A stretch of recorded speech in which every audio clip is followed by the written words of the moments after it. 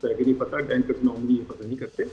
मुझे पता है IMF क्या है, मुझे पता है कि IMF जो बातें करता है, जो मुल्क अपना काम करने के काबिल नहीं होते वो IMF का सहारा लेते हैं। जो मुल्क काम करते हैं वो IMF का सहारा बिल्कुल नहीं लेते। वो कहते हैं भाई हम अपना बजट पेश कर रहे हैं। ये कहना कि IMF करता है, मेरा ख्याल है पहली चीज़ हमें एक शर्म आनी चाहिए, हमने अपनी कौम की सॉवरेंटी घुमा दी।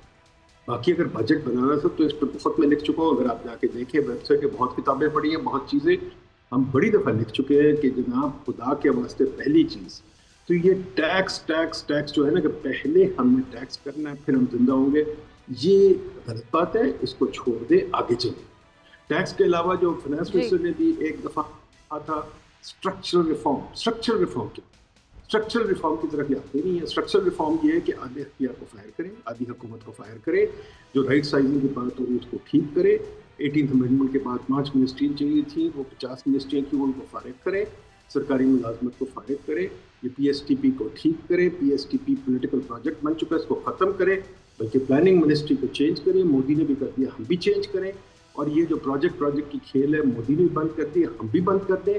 दुनिया ने बंद कर दी थी, आज से 50 साल पहले इसको बंद कर दिया। नंबर 2 ये चीज़ें कि जो हुकूमत ने जो हर बारी अपने आप को पैसे देने और फिर ना सिर्फ तनख्वाहें देनी है, क्या कहते हैं, शाहाना घर भी देने हैं, गाड़ियाँ भी माशाल्लाह बड़ी देनी है।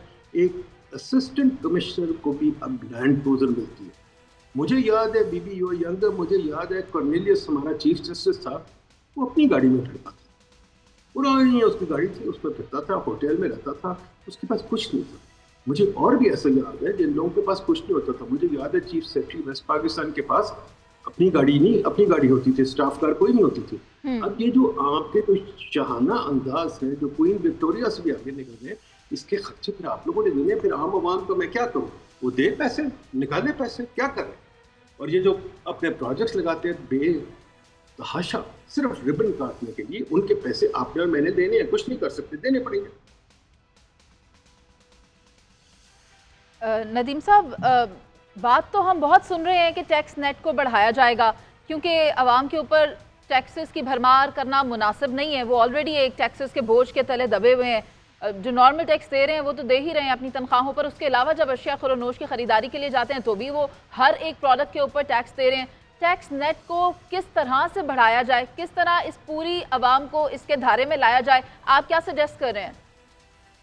मच्छियों का नेट सुना हुआ है, मैंने बास्केटबॉल के नेट सुना हुआ है, मैंने बालों का नेट सुना, मैंने टैक्स नेट कभी नहीं सुना। सिर्फ पाकिस्तान में एक टर्म है टैक्स नेट। ये क्या टर्म है मुझे समझ आए। टैक्स नेट में हम सब फंसे हैं। मेरा ड्राइवर भी बेचारा टैक्स देता है, बिजली के बिल पे, फोन के बिल पे, आटे पे, चाय पे, हर बंदा टैक्स दे रहा है। ये टैक्स नेट क्या है मुझे समझ। बाकी ये बात है कि खुदारा अगर आप टैक्स कम लगाएंगे, ठीक तरीके से लगाएंगे, सब देंगे, टैक्स आराम से देंगे। और अगर आपने 50% कॉर्पोरेशन पे लगाना है, बंदों पे इनकम जो 50% लगाना है, हर जगह टैक्स का निज़ाम है, फिर पूछगिछ का निज़ाम है, फिर डॉक्यूमेंटेशन। ये तो मुझे याद आता है, बीबी पता नहीं आपने पढ़ा हुआ कि नहीं पढ़ा हुआ, एक पुराने ज़माने की, जो कदीम ज़माने की बादशाहों की जो होती थी ना राज, जहाँ वो कहते थे भाई तुम्हारी फसल आई फ़ौरन मुझे दो, बल्कि वो तो इस हद तक कहते हैं तुमने शादी कराई है मुझे बीवी दो। यार अगर ये टैक्स लगाना है तो ये नहीं चलता। हमें टैक्स नेट मॉडर्न तरीके से बनाना है। उसका मतलब ये है कि तरीके से लगाएं। और ये जो कहते हैं कि आप फाइनेंस मिनिस्टर साहब ने कह दिया मुझे कैशलेस इकोनॉमी चाहिए, बड़ी अच्छी बात है यार, मैं आपसे 100% एग्री करता हूँ, आपको सलाम करता हूँ, बहुत अच्छी बात है कैशलेस इकोनॉमी। पर बैंक तो मेरा अकाउंट बंद करने को फिर रहे हैं। अभी बैंक रोज सारों के अकाउंट बंद कर रहा है, मेरे कॉलेज के मेरा अकाउंट कहता बंद कर। बैंक अकाउंट नहीं खोलने देती तो मैं कैसे कैशलेस जाऊंगा। मैंने उनसे क्रेडिट कार्ड मांगा, कहते हैं हम नहीं देंगे क्रेडिट कार्ड, तो मैं कैसे कैशलेस जाऊँ। देखिए ना, अपने आप ही उल्टा काम करते हैं। स्टेट बैंक उनको कहता है अकाउंट बंद करो, स्टेट बैंक कहता है क्रेडिट कार्ड ना दो, ये कहते हैं कैशलेस दो। हुकूमत एक दूसरे से बात नहीं करती, कोऑर्डिनेट नहीं करती और चाहते कुछ हो जाए। अगर आपने हर चीज पर टैक्स लगाना है तो फिर हम भागेंगे ही ना यार। हम एक स्टैंडर्ड चीज है इकोनॉमिक्स, मैंने इसमें बहुत पहले पेपर लिखा था। अच्छा, अगर आप तंग करेंगे वो भागेंगे, आप उनको तंग ना करें, आप उनको काम करने दें, काम तो करने नहीं देना। नदीम साहब, जहां आपने इतनी अच्छी तजावीज़ पेश की, आपको क्या लगता है कि अगर ये इम्प्लीमेंट की जाएं और हम बगैर IMF के बजट डिज़ाइन करने के काबिल हो जाएं तो उस स्टेज पर हम कब तक जा पाएंगे? देखिए जी, उस स्टेज पर आप अगले मेरे ख्याल 10-15 साल भी नहीं जा सकते। आप एक सिटी बैंकर को बुला लेते हैं, फॉरेन कंसल्टेंट को बुला लेते हैं, बजट बना लेते हैं और आप बजट की बस तकरीर करा देते हैं। आप में दम हो, जो भी मिनिस्टर है, जो भी प्राइम मिनिस्टर है, वो कहता है मैं नहीं कर सकता, बहुत मुश्किल काम है, तो भाई नौकरी क्यों लेते हो मुश्किल काम करने के लिए? हमें तो यहाँ से जब नौकरी मिलती तो कहते भाई काम करके दिखाओ, ये तो नहीं मुश्किल काम है, अब मैं प्रोटोकॉल लेके बैठूंगा, अब मैं काम नहीं करूंगा। देखिए बात सुनिए, ये काम करने के लिए टफ डिसीजन जो है तो ले, जितनी बड़ी कुर्सी होती है उतनी बड़ी टफ डिसीजन होती है, उतनी बड़ी कट्स चाहिए होती है। अगर आप टफ डिसीजन नहीं ले सकते तो फिर क्या करें? टफ डिसीजन, ये टफ डिसीजन आप टैक्स रेट्स लोअर करें। क्यों 40% लगा रहे हैं तनख्वाह वालों को, उसको लेके जाए 15% पे या 20% पे। क्यों कॉर्पोरेट इनकम टैक्स 50 है, उसको लेके जाए 20% पे। क्यों सेल्स टैक्स जो सा है आप हर जगह लगाते नहीं? क्यों डिजिटाइजेशन नहीं हो रही? क्यों ये जो पॉइंट ऑफ सेल मशीन्स हैं कितनी देर लगेगी? आप मुझे दे दे ठेका, मैं लगा दूंगा, 1 महीने में सारे पाकिस्तान में ना लगा दूं तो मुझे कहिएगा। कितने लोग हैं जो कि जनाब ये क्या कहते हैं आपने टैक्स नहीं करते, नॉन फाइलर कैटेगरी होती है, इसको बंद करें। नॉन फाइलर का तमाशा लगा हुआ है, non filer, what is non filer? ये हमें चीजें करनी है मॉडर्न जमाने में। टैक्स का जो फाइलिंग है इतना मुश्किल काम है, मैं नहीं कर सकता, और कौन करेगा? नदीम साहब, मैं आपसे एक आखिरी सवाल लेना चाहती हूँ। सर, ये जो मईशत का डीएनए बदलने की बात हो रही है, इसका क्या मतलब है? मुझे समझ नहीं आई थी, ये बात समझाएंगे मुझे? मुझे भी नहीं समझ। मईशत का डीएनए तो मैंने इस पे लिखा हुआ है, मैं आपको बार बार बताता हूँ। मईशत का डीएनए चेंज करना है तो जो आपने लॉर्ड मकौले का निज़ाम पाला हुआ है, उससे बाहर जो सेक्रेटरी ब्यूरोक्रेट जो पीएस का निज़ाम है, इसको फारिग करें। जो जजों का निज़ाम है लॉर्ड मकौले का, उसको फारिग करें। जो लॉज मॉडर्नाइज करनी है उसको मॉडर्नाइज करें। जो एनओसी आपने लेना है कोई काम करने के लिए, एनओसी पता नहीं क्या होता है, एनओसी बंद कर दे। नो ऑब्जेक्शन सर्टिफिकेट कोई जरूरत नहीं है, परमिशन की जरूरत है, वो भी अकॉर्डिंग टू द रूल्स। ये नहीं कि ब्यूरोक्रेट की मर्जी हो नो ऑब्जेक्शन सर्टिफिकेट देगा। प्रॉपर्टी राइट्स मुझे डिजिटली मिलेंगे, ये नहीं कि मैं पटवारी का चक्कर लगाता फिरूंगा। मैं ट्रांजैक्शन कर रहा हूँ, ट्रांजैक्शन मुझे करने दें। ये नहीं कि बीच में हुकूमत का अफसर आएगा कहेगा पहले मुझे पैसे दो फिर मैं ट्रांजैक्शन करूँगा। ये डीएनए चेंज होगा, मार्केट्स बनने दें। मार्केट्स ये नहीं कि ऊपर मैंने ये डीएमजी वाले बैठे हुए, ये नहीं मतलब कि हर इदारे पे एक डीएमजी वाला बंदा बैठा हुआ। खत्म करें पुराने जमाने की, तो अकबर बादशाह वाला जमाना है कि उसका भांजा भतीजा हर जगह लगे। ठीक है नदीम साहब, बहुत शुक्रिया आपका। और जिस तरह के आपने बताया, कुछ तजावीज़ पेश की, अगर उनके ऊपर हम अमल दरामद करें तो करीब तरीन में तो नहीं, काफ़ी ज़्यादा वक्त लगता दिखाई दे रहा है मईशत अगर IMF के बगैर स्टेबल होना चाहे तो। मैं गुफ्तगू लेकर आना चाहती हूँ महबूब बुखारी साहब आपकी तरफ, और आप चेयरमैन हैं ऑल पाकिस्तान किसान फाउंडेशन के। आप मुझे ये बताएं, मैंने जो ऑब्जर्व किया है मुख्तलिफ स्पीचेस में, उसमें मुझे यही लगा है कि जो हदफ लास्ट ईयर भी डिसाइड किया गया था वो अचीव नहीं किया गया। क्या वजूहात हैं, क्यों उस पर कामयाबी नहीं समेट पाए, और अब की बार क्या लगता है कोई बेहतर रिस्पॉन्स आएगा? जी, बिस्मिल्लाहिर्रहमानिर्रहीम, अल्लाहुम्मा सल्ली अला मुहम्मद व आले मुहम्मद। शुक्रिया मुनीज़े आपका और JNN का। मुनीज़े, ये जो हमारा मुल्क है पाकिस्तान, बड़ा ही खूबसूरत मुल्क है और ये ज़राअत का मुल्क कहा जाता है। ये 70 सालों से हम 76 सालों से सुनते आ रहे हैं कि ज़री मुल्क है, रीढ़ की हड्डी है, और इस हड्डी पे इतनी ज़रबें मार मार के इसे बिल्कुल अदमुआ कर दिया है, पैरालाइज़ कर दिया है। गुजारिश ये है कि जो पॉलिसी साज हैं वो उनकी नज़र में ज़राअत की कोई अहमियत नहीं है। बुनियादी तौर पर किसी भी चीज़ को, वो कहा ना कि वक्त करता है परवरिश बरसों हादसा, एक दिन में रूनुमा नहीं होता। हाँ, तो ये ग्रेजुअली जो है ना, ये इसकी तबाही की गई है, बल्कि मैं तो कहूँगा कि बाई डिज़ाइन की गई है। आप अगर दुनिया में देखें, जितने भी ममालिक जिनको सुपर पावर्स ने जो है वो तबाह बर्बाद किया, सबसे पहले फूड की कमी वहाँ पे लाई गई ताकि वहाँ पे बेचैनी फैले और लोग जो है वो अनार्की का शिकार हों। और इस वक्त आपके मुल्क के अंदर वही खेल खेला जा रहा है। अब मैं ये कहता हूँ कि एक आम, मुझ जैसा जो एक आम आदमी है, वो ये बात समझ रहा है कि ये 25 करोड़ का मुल्क है, इसको आपको गंदम चाहिए, आपको 2 करोड़ 90 लाख जो है टन गंदम चाहिए, और आप ये कर रहे हैं कि गंदम को का रेट नहीं मुकर्रर कर रहे। आपने देखा कि उसके बाद मकाई जो है वो बिल्कुल ख़त्म हो गई। उसकी वजूहात हैं, आपकी जो पॉलिसी हैं वो डंग टपाओ पॉलिसी है। आप जो बाहर के मुल्कों देखें, 10 साल की पॉलिसी है एग्रीकल्चर की, आप 20 साल की पॉलिसी आती है, यहाँ पे डंग टपाव पॉलिसी होती है। इवन के यहाँ काश्तकार को ये पता नहीं होता कि भी उसको क्या रेट फसल का मिलना है, उसके अखराजात को नहीं देखा जाता, और उसकी बुनियाद के ऊपर जो पिछली साल जो हमारे साथ किया गया और अब किया गया, उसने उसके ऊपर तबाही के ऊपर मोहर सब कर दी कि हमारी पंजाब गवर्नमेंट ने जो गंदम ना लेकर, देखें हर मुल्क जो है वो मुनीज़े अपनी फूड सिक्योरिटी के लिए अनाज रखता है। मैं तो इनकी अकल पे मातम करने को दिल करता है। इनको आजकल शौक ये हुआ है कि जनाब हुकूमत ने कारोबार में हिस्सेदार नहीं बनना और हुकूमत ये डीरेगुलाइज हो जाए। अच्छा। मैं पूछना चाहता हूं कि आईपीपीज जो है हाँ उस कारोबार में हुकूमत क्यों हिस्सा ले रही है? छोड़ दे वो उन्हीं कंपनियों के सर पे।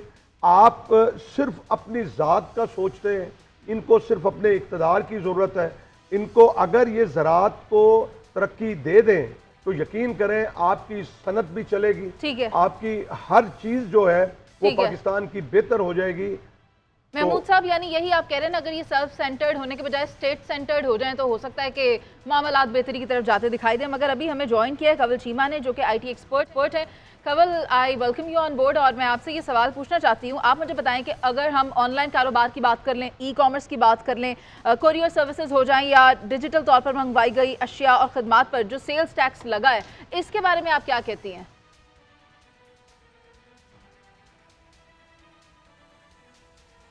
सेल्स टैक्स जो उस पे लगा है, जो नॉर्मल सेल्स टैक्स है उससे वो ज़्यादा है। जो नॉर्मल रिटेलर्स को सेल्स टैक्स लगता है उससे ज़्यादा है। उससे क्या होगा कि एक तो देखिए, मैं जो मुझसे पहले भी आप भी बात कर रहे थे, मैं सुन रही थी थोड़ी देर पहले जो आप लोग बात कर रहे थे कि प्लानिंग करके लॉन्ग टर्म व्यू लेके बजट क्यों नहीं बनता। कि अब पूरी दुनिया जो है वो जा रही है ई कॉमर्स की तरफ, फ्रिक्शनलेस एक्सपीरियंसेस की तरफ, इनोवेशन की तरफ, और पाकिस्तान में तो अभी ई कॉमर्स बहुत ही यंग है, अभी अभी शुरू हुआ है। अभी अभी ऐसी कंपनीज आई हैं जो कि यूनिकॉर्न अभी एक भी नहीं पाकिस्तान से निकली, एक भी स्टार्टअप ऐसी नहीं निकली जो हम कह लें कि ई कॉमर्स स्पेस के अंदर यूनिकॉर्न बन गई है। दुनिया में एक कंपनी है, काफ़ी सारी कंपनीज है, मगर मैं आपको एक कंपनी की एग्जांपल देती हूँ जिसका जो वैल्यूएशन है वो पाकिस्तान की पूरी इकोनॉमी, पाकिस्तान की GDP से बड़ी है। उसका नाम है अमेज़ॉन, और अमेज़ॉन जो है वो ई कॉमर्स कंपनी है। तो दुनिया कहाँ आगे निकल गई है, और हम जो कि इतनी यंग स्टार्टअप कल्चर है, इतना यंग स्टार्टअप्स हैं, उनको अगर अभी से इतना ज़्यादा टैक्स लगाना शुरू कर देंगे, अभी से इतनी ज़्यादा रेगुलेशन उन पे ले आएंगे, जो कि पहले ही एक बहुत ही मुश्किल इन्वायरमेंट में काम करती हैं, उनके लिए पहले ही उनको यहाँ पे मैं आपको एक एक गिन के बता सकती हूँ कि उनको यहाँ पे क्या क्या इश्यूज़ हैं जो कि टैक्स रजीम्स की वजह से इश्यूज़ हैं। उनको टैलेंट ढूंढने में मसला होता है, क्योंकि टैलेंट के लिए जब आप लोकली टैलेंट को हायर करते हैं तो आपको उनकी सैलरीज पे टैक्स देना पड़ता है। मगर अगर वही टैलेंट कोई दुबई वाली कंपनी हायर, इवन इंडिया, अगर इंडिया पाकिस्तानी इंजीनियर्स को हायर करता है तो उन इंजीनियर्स को जो इंडिया से पैसे आ रहे हैं उस पर टैक्स नहीं देना, ठीक है। अच्छा। अगर कोई भी मुल्क पाकिस्तानी इंजीनियर्स को पाकिस्तान में हायर करता है, उनकी सैलरीज पे उनको टैक्स नहीं देना, उन रिमोट वर्कर्स को। अच्छा, मगर अगर कंवल, जहां आप सैलरीड एम्प्लॉयज की बात कर रही हैं, कंवल, जहां आप इन सैलरीड एम्प्लॉयज की बात कर रही हैं, वहां हम उनकी बात कर लेते हैं जो कि सैलरीड नहीं है। अगर मैं डिजिटल मीडिया की बात करूं, जहां से लोग यूट्यूबिंग करके पैसे बना रहे हैं, टिकटॉक के जरिए पैसे बना रहे हैं, इसके ऊपर क्या मौजूदा सूरत हाल है? क्या उनको भी टैक्स देना पड़ेगा अपनी इनकम से जो यूट्यूब के जरिए उन्हें आ रही है? उनको टैक्स देना पड़ेगा, ठीक है। और यही कहा जा रहा है कि जो कंटेंट क्रिएटर्स हैं उनको टैक्स देना पड़ेगा। और उस टैक्स में ऑनेस्टली मैं उस टैक्स के इतने खिलाफ नहीं हूँ। मैं जिस चीज़ के खिलाफ सख्त खिलाफ हूँ, जो कि मुझे लग रहा है कि बहुत ज़्यादती हुई है, वो ये जो 18% टैक्स लगा दिया है ऑन ये जो कॉर्पोरेट जो नई कंपनीज हैं, जो ई कॉमर्स की प्लेटफॉर्म्स हैं, उन पे से जो प्रोडक्ट्स खरीदेंगे उनके ऊपर एक इंतहाई जालमाना किस्म की सिर्फ 18% टैक्स नहीं लगा, मगर उनके ऊपर एक ये भी लगा है कि उन्होंने पूरी रिपोर्ट्स बना के देनी होंगी FPR को, और पूरी मतलब ऐसी चीज़ें कि उनका कॉस्ट ऑफ डूइंग बिजनेस बहुत ज़्यादा कर दिया है, उनके लिए फ्रिक्शन बहुत ज़्यादा क्रिएट कर दिया है। ये अभी नोविस कंपनीज हैं जो कि अभी शुरू, और आप देखिए पूरी दुनिया जो है वो ई कॉमर्स की तरफ जा रही है। हाँ जी, पूरी दुनिया ई कॉमर्स की तरफ जा रही है, और पाकिस्तान में भी हमने अभी ये ट्रेंड देखना शुरू किया था। और पाकिस्तान में इस तरह की रेगुलेशन लेकर आ रहे हैं जिससे वो एकदम से उसमें बहुत ज़्यादा फ्रिक्शन क्रिएट होगी और बहुत ज़्यादा मसले क्रिएट होंगे उन उन प्लेटफॉर्म्स के लिए, उन ठीक। कंपनीज के लिए, उन प्रोडक्ट्स के लिए जो कि इस स्पेस में आ रहे हैं। बज़ाहिर तो ऐसा लगता है कि अगर इस किस्म के इनिशिएटिव्स लिए जाएंगे तो ये लोग तो डिस्करेज हो जाएंगे और डिस्करेजमेंट के ज़रिए पाकिस्तान की ही इकॉनमी अल्टीमेटली इफेक्ट हो रही है। मैं चाहती हूँ कुछ सोलर डिपार्टमेंट की तरफ भी हम एक नज़र दौड़ा लें और उस पर बात करने के लिए अली रफ़ीक साहब मेरे साथ मौजूद हैं। सर, आप मुझे बताएं कि सोलर पैनल की दरामद पर 18% टैक्स की शरह आयद कर दी गई है।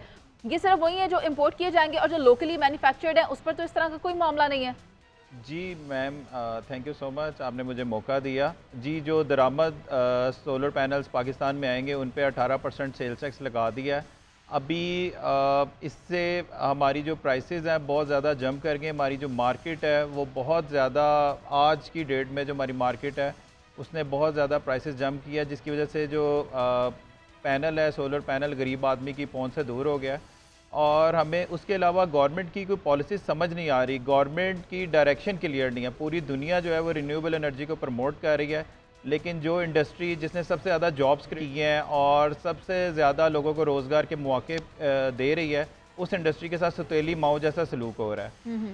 और उसके अलावा पूरी दुनिया में इस वक्त सबसे ज़्यादा पाकिस्तान में सोलर पैनल लास्ट ईयर भी इंपोर्ट हुआ है और उसके अलावा पाकिस्तानी मार्केट में बहुत ज़्यादा पोटेंशियल है।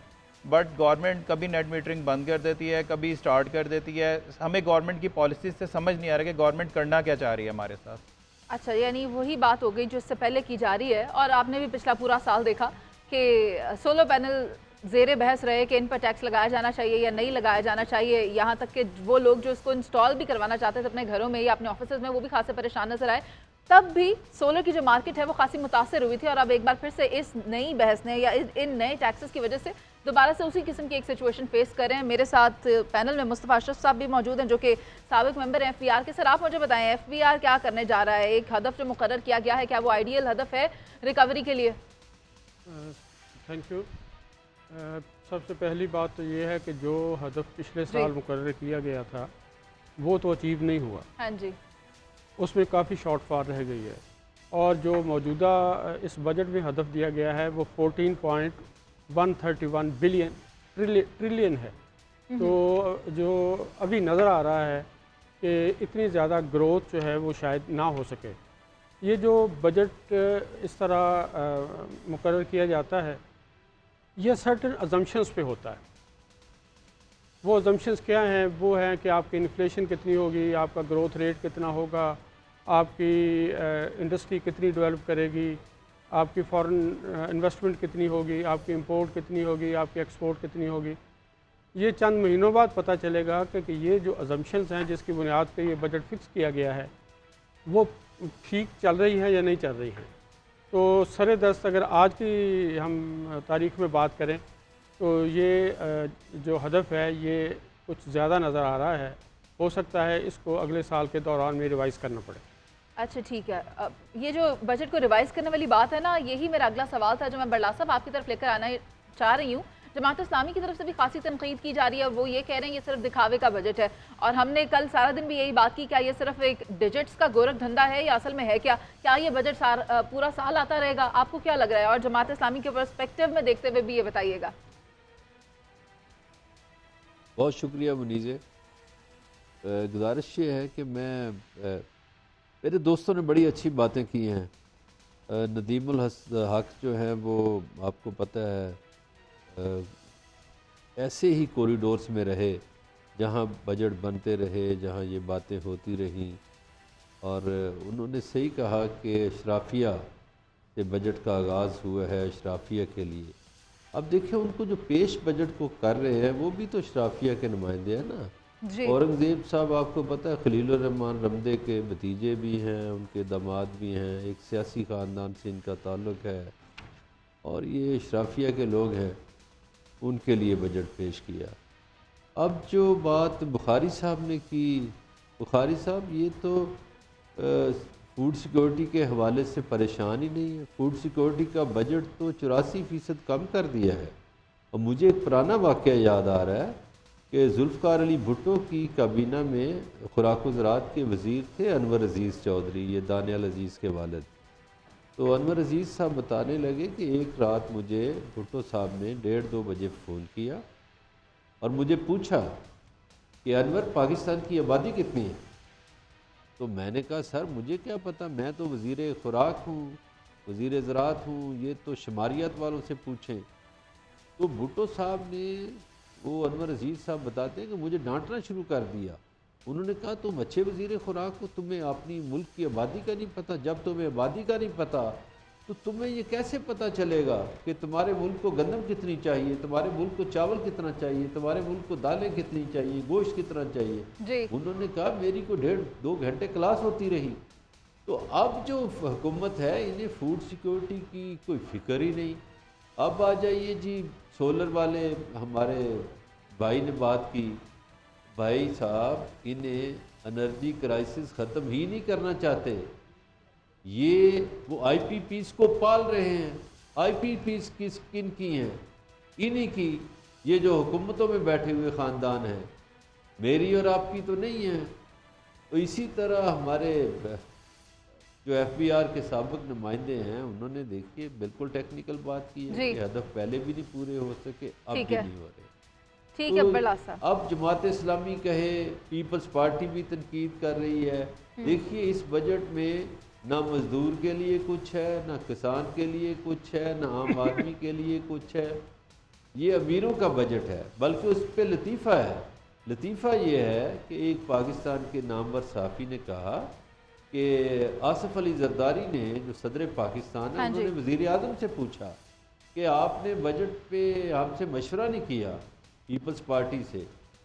तो वज़ीर आज़म साहब ने कहा कि मुझसे कौन सा मशवरा किसी ने किया है। तो ये बजट कहीं से आया है। ये सही है नदीमुल हक साहब की बात, ये पता नहीं कहाँ से आ गया बजट और इसके मकासद क्या हैं। इसका सबसे बड़ा मकसद ये है कि पाकिस्तान में दरमियानी तबका ख़त्म हो जाए, मिडिल क्लास ख़त्म हो जाए। मिडिल क्लास ही बोलती है। गरीबों पर हुकूमत करना बहुत आसान होता है, भूखों को हाँकना बहुत आसान होता है। तो ये जो पढ़ी लिखी मिडिल क्लास है। अच्छा, ये जो मैडम चीमा ने बात की IT सेक्टर, ई-कॉमर्स की, ई-कॉमर्स का यहाँ क्या तल्लुक़ वास्ता है भाई? ये तो इंटरनेट को बंद कर देते हैं। यहाँ तो ई-कॉमर्स को रवाज ही नहीं दिया जा रहा। तो यहाँ हर उस सेक्टर की तबाही की गई है जिससे आवाम की खुशहाली वाबस्ता है, जिससे नौजवानों का रोज़गार वाबस्ता है, जिससे आम आदमी की ज़िंदगी वाबस्ता है। हर उस शोबे की नफ़ी की गई है और हर उस शोबे को पनपने का मौका दिया गया है जिससे पाकिस्तान की अशराफिया पले बढ़े। आज ये कहा गया जी स्टॉक एक्सचेंज के जी बहुत बड़ी है। और भाई ये 3-4 पहलवान है सारे जो स्टॉक एक्सचेंज को कंट्रोल करते हैं। सर कहते हैं एक और संगे मील अबूर कर लिया। सर कहते हैं एक और संगे मील अबूर कर लिया। जी मुनीज़े, आप ये पूछिए ना इनसे जो माहिरीन हैं कि ये जो स्टॉक एक्सचेंज है ना पाकिस्तान का, इसमें 3-4 की प्लेयर हैं। वो जब जी चाहे, जब उन्हें इशारा होता है उठा दो वो उठा देते हैं, जब इशारा होता है गिरा दो वो गिरा देते हैं। इसमें तो कोई बड़ी साइंस ही नहीं। ये 3-4 प्लेयर हैं, वो कराची में बैठते हैं। उनमें कई मेरे जैसे भारी जिस्म के मालिक लोग भी हैं, कोई पतले हैं, अजीब बस 3-4 बंदे हैं, वो पहलवान हैं और वही इसको कंट्रोल करते हैं। अच्छा बरला साहब कई बार ये कहते हैं ये बजट नहीं है। बरला साहब कई बार कहते हैं कि आखिरी बार IMF के पास जा रहे हैं, मगर पता नहीं वो आखिरी बार कब आएगी। मुझे खैर एक ब्रेक का कहा जा रहा है और मुझे एक ब्रेक की तरफ जाना है। मगर जहां हम बात करें कि आवाम के लिए रिलीफ किस तरह से पैदा किया जाएगा, हुकूमत को इदराक होना चाहिए कि उसके आवाम को किस चीज़ की ज़रूरत है। वहाँ ये भी देखना होगा कि 10 करोड़ के करीब आवाम है जो मुश्किल से अपनी ज़िंदगी गुजारे हैं और ऑलमोस्ट इट्स सेड लाइक 40% के करीब वो लोग हैं जो बेरोज़गार कैटेगरी में फॉल कर रहे हैं, यानी खतर गुर्बत से नीचे ज़िंदगी गुजारने पर मजबूर है। लेकिन अगर हुकूमत वक्त को इस बात का इदराक हो जाए तो फिर चीज़ें बेहतर ना हो जाएं। मगर सवाल ये है कि ऐसा होगा तो कब होगा। हम एक ब्रेक पर चलते हैं, वापस आएंगे, आप साथ रहिए।